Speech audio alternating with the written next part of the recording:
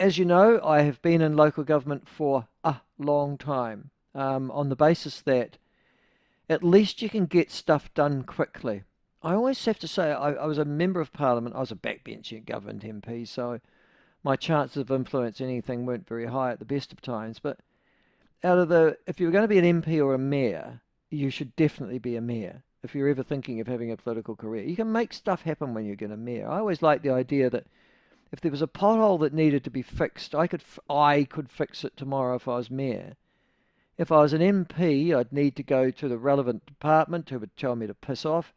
Then I'd need to go to the minister to complain about the department who told me to piss off. And then the department would call for a report. Then the minister would call for a report, which would take another month. And eventually, by the time they'd said, oh, we can fill in that pothole, which might be a year or 15 months later, they did fill it in, but another pothole had emerged in the meantime. You see, as mayor, I was just able to go to my works team and say, fill in the pothole, and bang, it was gone. So there's the difference between being a member of parliament and being a mayor. Different when you're a minister. When you're a minister and you're in charge of that government department, you can wake up in the morning and say, I want 10,000 potholes fixed, and give me a report by tomorrow that you've got them all done. Yes. So if you are thinking of standing, best of luck. Seriously, you are contributing to the fabric of our country. I like you and respect you because you're not moaning all the time. You're going to go out there and do something. That said, we all know that 90% of New Zealand can't stand for local government, and we'll talk about that in just a second. And the future of regional councils. Now, see, that's the other thing.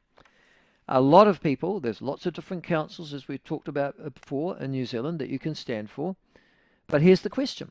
Will regional councils survive the next 3 years? Shane Jones came on the show last week and said, listen, they need to go. There's no need for them. They're a tier of government. They've always been useless, and they're just looking more useless and more Kremlin these days, to quote Shane Jones. And when you might have expected Christopher Luxon to say, oh, it's all right, Shane's he's just mouthing off, don't worry. No, Prime Minister doubled down on the future of regional council, says, yeah, we need to look at it. So there's a whole series of people who would otherwise be thinking of standing for regional council are going, oh God, will I have a job in 3 years' time? Fair question. Joining us to try and make all sense of this, somebody who's been a commentator on local government for a period of time, despite being an academic, is Geoffrey McNeill, who, according to the New Zealand Herald last year, and I'll ask him in actual fact, is an honorary research associate at the School of People, Environment and Planning at Massey University. And Geoffrey joins us now. Geoffrey, welcome to the show. Lovely to have you on. Hello, and thanks for having me on. What the hell's an honorary research associate? That means I do the research, but I don't get paid to do it. Just to quick, bluntly putting it, you got it partly right about me. I used to work in regional or local government as well as central government for many years, had my midlife crisis, did a PhD looking at regional councils, and then ended up for 15 years at academia. So praxis rather than pure academic. Also worked in the European Parliament as well as the New Zealand Parliament, so I think I've got a handle on it. Okay, what did you do in the European Parliament? I've taken that, sorry. What did you do in the European Parliament? I did a bit of work for one of the European members of Parliament, member for Wolfsburg, and also did a directive in the Environment Commission. Commission of the European Parliament looking at jams. It's a long story. We won't go there today. No, listen, you've got a book in you, obviously. Have you thinking of writing one?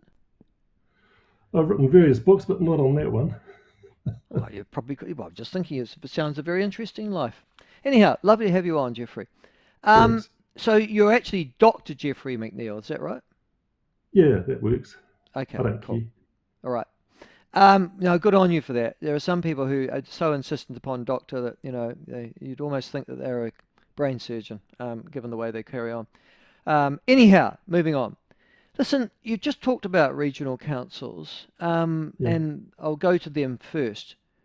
Do they still, do you think, in 2025 have a place in modern New Zealand? Yes, bluntly putting it. I mean, I'm not saying they're perfect. In fact, when I did my PhD and it came out, the regional councillors all bloody hated me.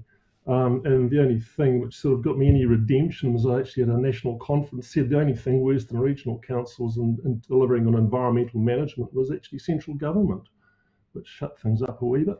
And I'd stick by that largely. That they don't do perfect. Nobody does perfect. But the functions need to happen, and Shane needs to remember that as well. It's interesting you mentioned him in the preamble. Shane was part of the team that wrote the Resource Management Act when he was working for the Ministry for the Environment. He knows exactly what the purpose of the regional councils was, and still is, and it's absolutely integral to what we're doing.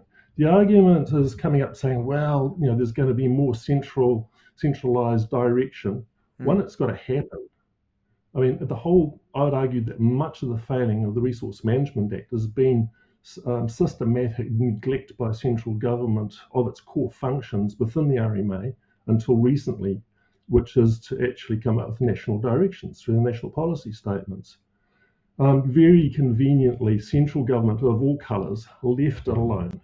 And that meant that the really horrible, hard decisions about who gets the water, whether it's going to be Fat Freddy or Freddy the Frog, or it's going to be the farmers, it's going to be the kayakers, or whatever, they're political decisions. Who gets the what and who misses out? And they were neglected by central government because it's horrible, because there's no right answer, and left for regional councils to have to deal with, who then got the flag for it, and they've been beaten up ever since. And as I said in the article, in the conversation the other day, that it was one of the ironies of the situation is, at the one hand, the regional councils were being beaten up by the farmers and various industries for being too hard, but they're also getting beaten up by the environmental groups and a lot of urban ratepayers for not being hard enough. And that gets to the heart of it. It's politics. Who gets the what and when and how? Okay, but I guess the problem, I mean, as a regional councillor, having served Yeah, 3 terms on a regional council, um, there's still a fair bit of discretion made available to regional councils to do what they will. We've just gone through convoking a draft land and water regional plan, which is, that's oh, right. which we're required to do. That's our job. That's a statutory function of the Resource Management Act. But having gone through that, we've gone through, I think, 3 iterations of a national policy statement on freshwater management, each different from the other. There's about to be another one come out at the end of this year. And then all variously interpreted by, you just mentioned them before, the Ministry for the Environment, who seem to have a different interpretation each week as well. Is that sort of add to the line that you're making, that this is the common experience of regional councils throughout New Zealand? Yeah, in many ways, yes. And let's get to it. What's causing a lot of the rewrites of the rewrites, the rewrites of these regional plans that you're talking about? It's by changing central government Mm, policy direction. And mm. they finally got around to doing policy direction through their national policy statements on fresh water. Different coloured governments have had different requirements, expectations, and goals. Whether it's going to be sort of cleaner streams, or whether it's going to be let industry go more, let farming sort of do farming, and so forth. I mean, and they're core to the whole of New Zealand. They're not unique. There's no right answer. I would say that there's Well, can always I that can I put tension. to you a different model though that does also Yeah, seem to work, and you might have done it in your PhD as well. And that is, in New Zealand we have now 5, 6, if you include the Chathams, unitary authorities, yeah. 4 of which were there almost from the formation of local government: Nelson, Tasman, Marlborough, Gisborne. Do they do their jobs any worse than any other regional council in New Zealand? Um, it depends. And Chatham is not quite a true unitary because it's still tied up with Canterbury and Christchurch, if I remember correctly. Um, there's been a couple of reports, a couple by the Parliamentary Commissioner for the Environment quite some years ago. The Auditor General also had a look.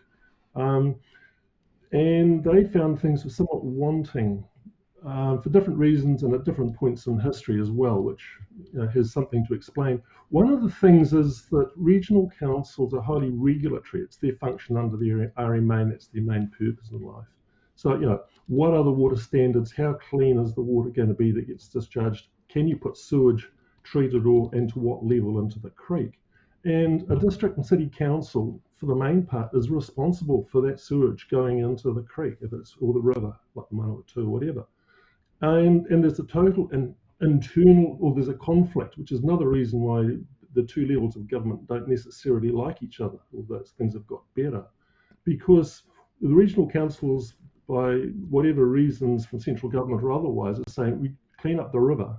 That means you've got to go and put on a whole lot of new sewage scheme at a far higher level. I mean, for me, here in Palmerston North, some of the talk about what's required is actually eye-watering. And that's one of the reasons why we've got the whole three waters thing been going for the last number of years in different guises, that cost. But just to get back, so that's a cost that the regional councils are imposing. That's the true costs, as they argue, of using the environment.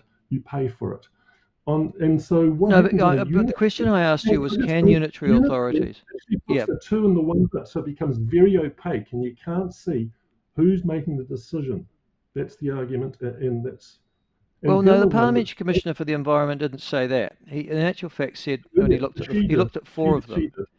did. And he said, well, she or he, yeah, it would have been she because it's Simon Upton now.